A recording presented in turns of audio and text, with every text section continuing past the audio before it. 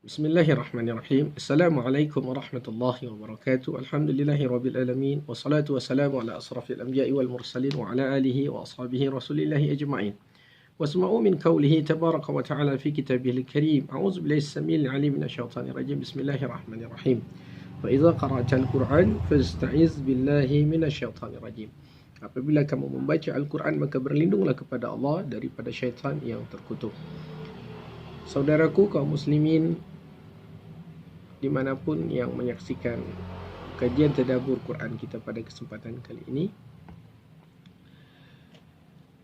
Kajian kita pada kesempatan kali ini adalah sangat sederhana sekali, yaitu tentang isti'azah atau memohon perlindungan kepada Allah Subhanahu wa taala. Apabila kita hendak membaca Al-Quran, maka kita membaca ta'awuz atau kita beristi'azah, meminta perlindungan kepada Allah Subhanahu wa taala.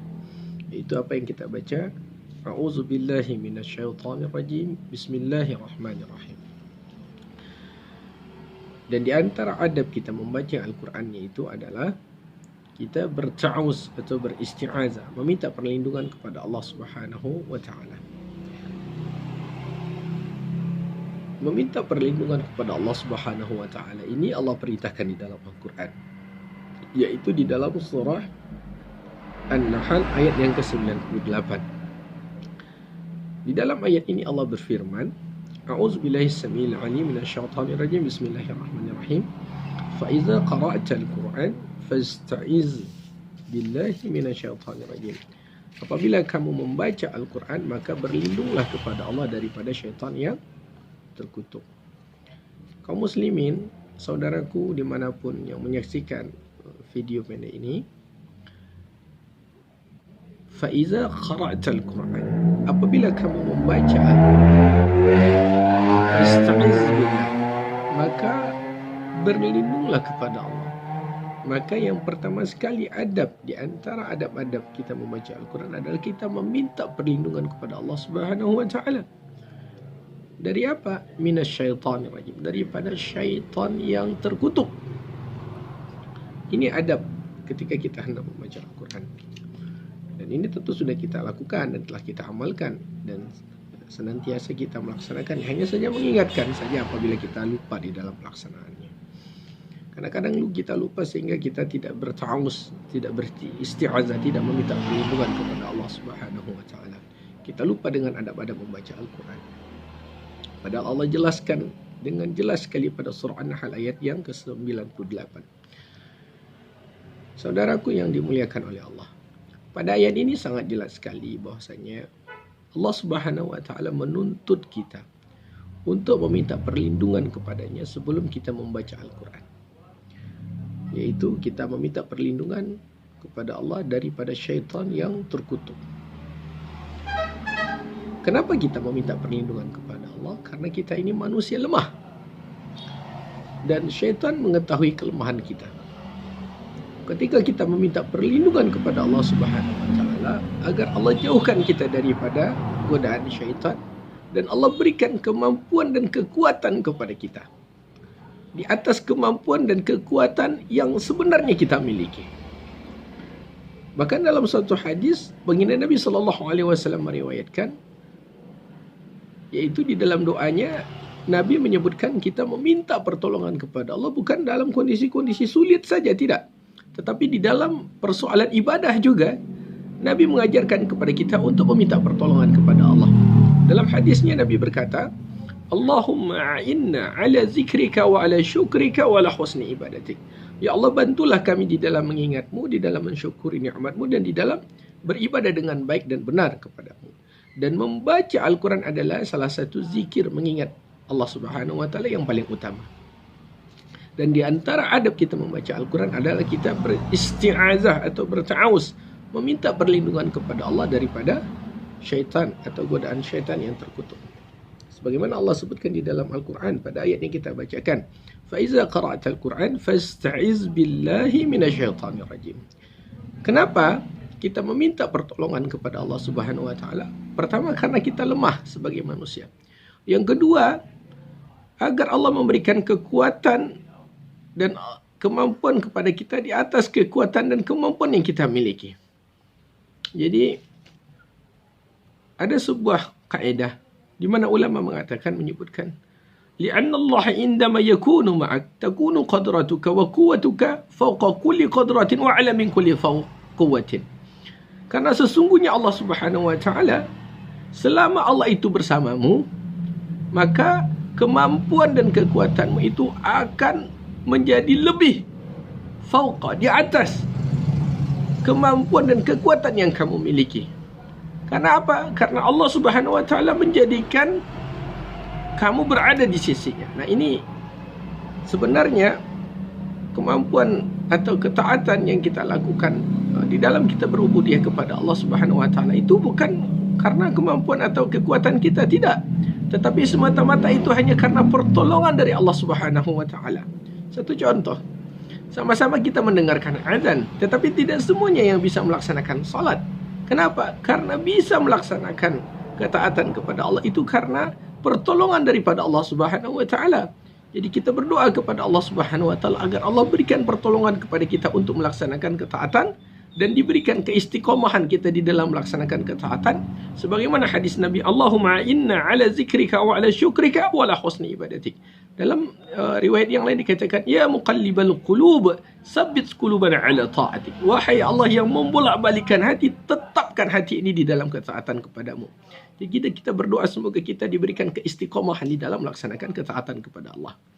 Dan ketika kita membaca Al-Quran, Allah memerintahkan kepada kita agar kita berta'awuz, yaitu meminta perlindungan kepada Allah daripada godaan syaitan yang terkutuk. Fa iza qara'tal Qur'an fasta'iz billahi minasyaitanir rajim.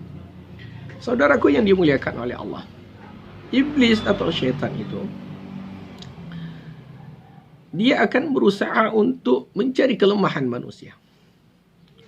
Dan dia akan berusaha untuk bagaimana menjatuhkan manusia jatuh kepada kemaksiatan, menggelincirkan manusia setiap saat. Sebagaimana dijelaskan di dalam Al-Quran, summa la'atiyannahum min baini aydihim wa min khalfihim wa min aymanihim wa an syama'ilihim. Kemudian akan aku datangi mereka, Adam dan keturunannya itu, dari depan dan dari belakang mereka dan dari kanan mereka dan dari kiri mereka. Ada empat penjuru. Padahal yang kita kenal ada 6. Tapi di sini disebutkan ada 4. Dari depan, dari belakang, dari kiri, dan dari kanan. Kenapa tidak disebutkan dari atas dan dari bawah? Karena iblis tidak bisa untuk mendatangi anak Adam dari atas ataupun dari bawah. Dari atas ini adalah suatu gambaran bagaimana Allah itu maha besar dan segala-galanya untuk disembah. Sedangkan dari bawah itu adalah bentuk gambaran manusia melakukan penghambaan kepada Allah Subhanahu wa taala. Maka dia tidak bisa untuk mendatangi manusia dari atas atau dari bawah, tetapi akan didatangi dari depan, dari belakang, dan dari kiri dan dari kanan. Masya Allah. Dan iblis senantiasa, atau syaitan itu senantiasa mencari sisi-sisi kelemahan manusia. Satu contoh, ketika seseorang itu mungkin kuat di dalam masalah ibadah salat, mungkin saja dia senantiasa menjaga salat 5 waktu, dia senantiasa berjamaah dan melaksanakan salat dengan baik dan seterusnya, tetapi bisa jadi dia lemah dalam perkara harta. Maka iblis masuk kepadanya dalam perkara harta, dalam bab mal. Karena iblis tahu bahwasanya dia lemah dalam perkara harta.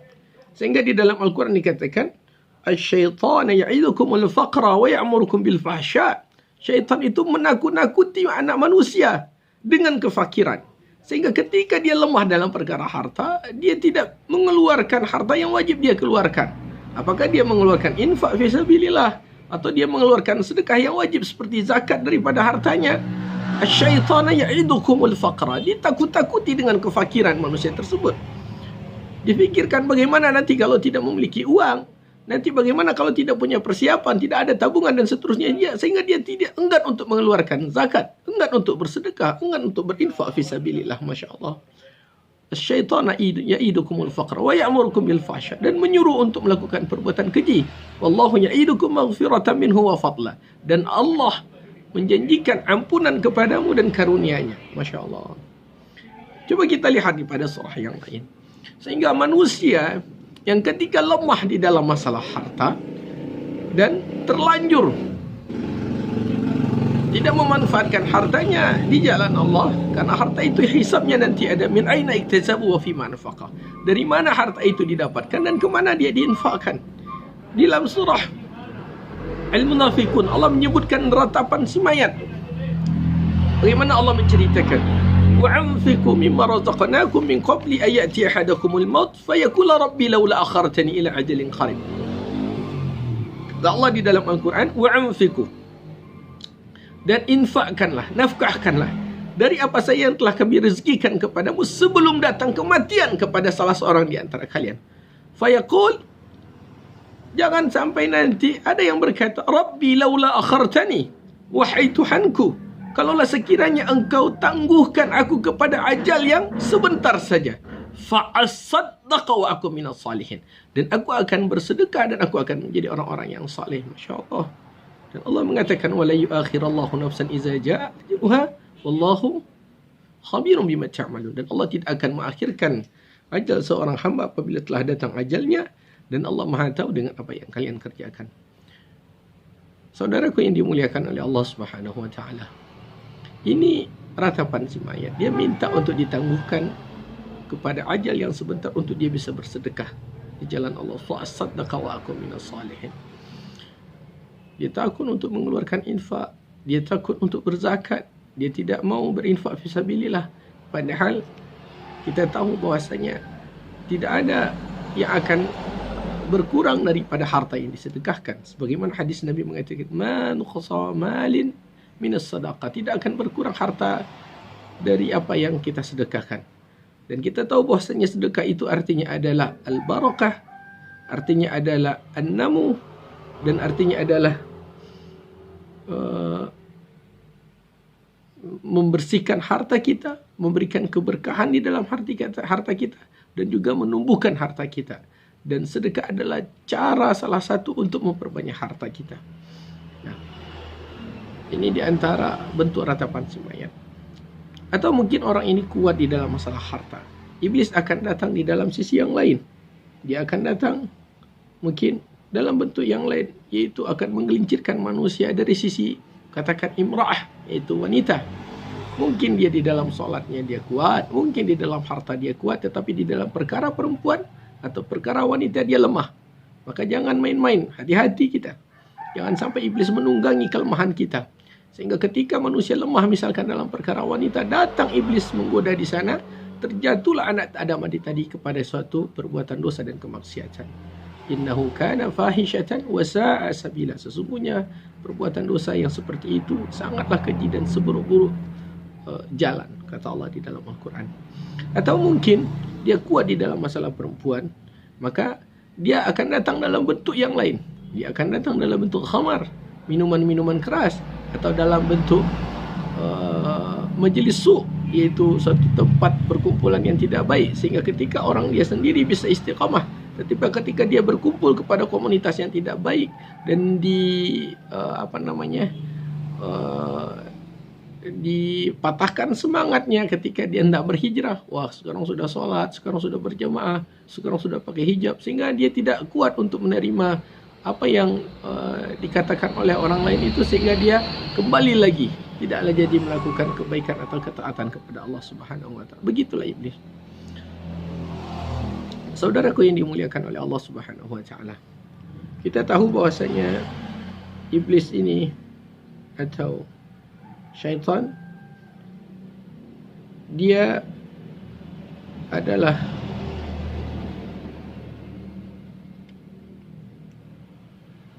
musuh bagi kita.